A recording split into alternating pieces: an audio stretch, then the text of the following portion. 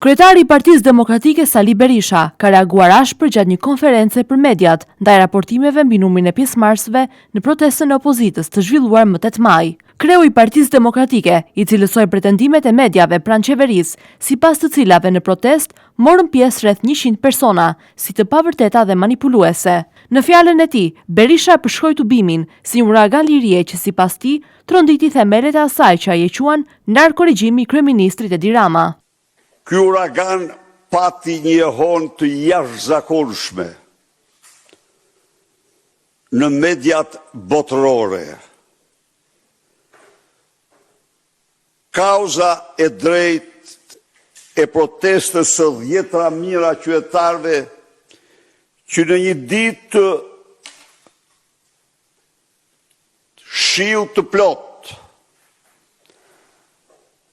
me guxim të jashtëzakonshëm kundrejt një terrori shtetëror dhe mediatik të papar, mbushën anakam bulevardin e Kombit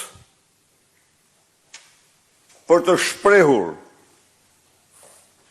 revoltën e tyre ndaj qeverisë së paligjshme të Tiranës, apo pak mira ato më zemërgjërat, tronditi jo vetëm regjimin, por ushtoi në mbar botën.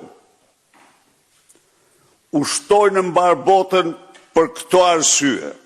Sipas liderit demokrat, mira qytetarë sfiduan rreshtet e shiut dhe siç u shpreh ai, presionin dhe terrorin shtetëror për të protestuar kundër korrupsionit, abuzimeve qeveritare dhe manipulimit të proceseve zgjedhore.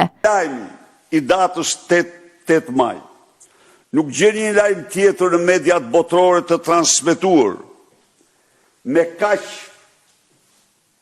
kaq vlerësim sa që transmetua protesta kryengritja paqësore në bulevardin e Tiranës.